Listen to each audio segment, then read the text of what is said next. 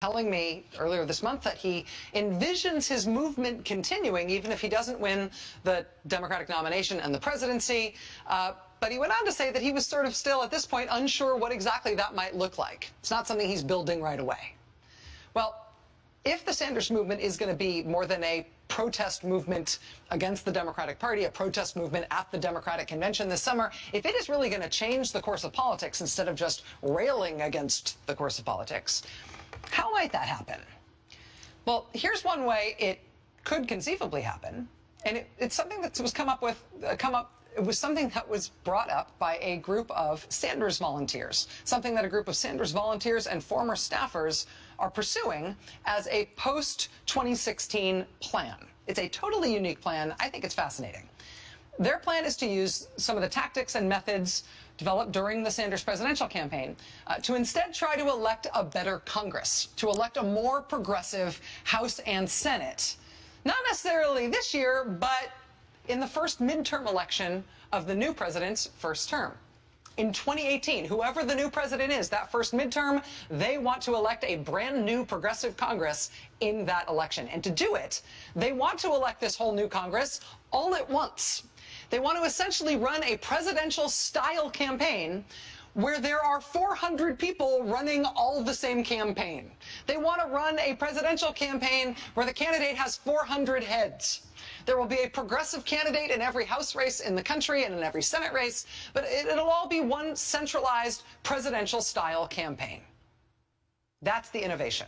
It's not just that they want to work on Democratic or progressive gains in a midterm election. They want to run a presidential campaign with a 400-headed candidate. And it sounds a little funny, but it's also the kind of outside-the-box thinking which, you hope is the sort of constructive thing that comes out of these strange and unpredictable and long and acrimonious primaries. Is it a theory that could reasonably be put into practice? Is this the constructive outcome of this very, very tough Democratic fight right now? Hold that thought. And a president can galvanize the American people against the economic injustices, the racial injustices that are currently existing in America. That's what I would love to do. Now, if I do not get elected president, are we going to continue the movement and work with our allies? Absolutely, we will. Bernie Sanders told me that he is not yet working on some sort of post-campaign movement, but people who have been part of his campaign are. Joining us now is Shoykat Chakrabarti. He's a former director of organizing technology for the Sanders campaign. He's also now the co-founder of something called Brand New Congress. Mr. Chakrabarti, thank you for being here. Thanks for having me. So first of all, I think I understand what your idea is. When I just explained this idea of sort of running a presidential candidate with 400 heads, is that fair? That's a great description of it, yeah.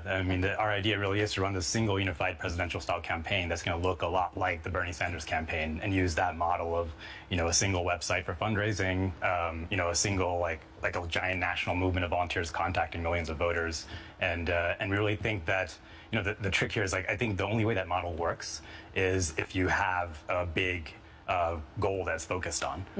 And that's why, we think this is not only a way to actually galvanize that movement, but to also get voters interested in actually caring about the midterm elections, because we'll be giving them an option where their votes actually going to count. A singular focus, rather than disparate, everybody's interest being dissipated among different races. Okay, so that makes total sense in a sci-fi movie in which you can clone one candidate who's your ideal candidate, who's probably an old guy with white hair and glasses, and you can run him 400 times. But with 400 different people, how do you run them all on the same platform? How do you run the same campaign for all of them? Well, so we're going to go around trying to find people. We're really trying to find people who aren't career politicians. And part of the advantage of having this sort of unified campaign where the campaign infrastructure and fundraising is set aside from the candidates is you can actually get working people to run without them having to focus on fundraising and do a lot of stuff. They can actually go around talking and campaigning. They can plug into a national campaign Exactly, effort. Yeah. And so, I actually think the harder part is going to be getting the best people, convincing them to run, because the people we're looking for are,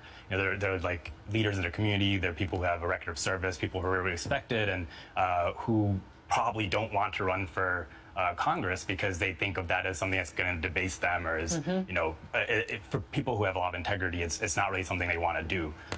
So that's going to be the hard part, is convincing people to run. But I think we can do it if we get enough people on board. It's going to be kind of a bootstrapping process. And then what do they have to sign on to in order to basically qualify to be part of this movement? Like, what's the plan or the checklist or the litmus test that they need to pass in order to do this? So the litmus test is really going to be something where we're looking for people who are good at what they do. They're honest people. People can vouch for them. There's going to be kind of a vetting process and a selection process based on people in their community and in their district. And then there's the plan they're going to sign on to is something that's going to look largely like Bernie's plan, but focusing on these issues that kind of are bipartisan now. Income inequality, climate change is becoming a bipartisan issue. Like, a lot of people do actually believe in climate change and believe it's human caused. And massive incarceration, and the big one is really trying to get rid of the influence of money in politics. This is both on the Republican side and the Democratic side. People are kind of disillusioned with the party system right now, and they're disillusioned with Congress. I think Congress has like a 16% approval rating, and there's this thing on John Oliver, and you probably saw like 20-30% of the time Congress people are spending their time just fundraising. Yeah. So if we can get people in who aren't spending all the time fundraising, because we're doing it the way Bernie Sanders did, raising money online through small dollar contributions, and then they are actually accountable to the voters once they're in office. I think that's just going to be a better system. Shaikat Chakrabarti running a faceless 400-headed horde that is signed on to the issues of money in politics, income inequality, climate, and incarceration in the 2018 midterms. This is a remarkably constructive idea. I think it's an interesting thing to be focusing on when everybody else is focused so much on the fight between Sanders and Clinton right now. It's also brand freaking new, and nobody ever comes up with anything new in politics. So thanks. It's really good to meet you. Yeah, keep us in touch. Of course.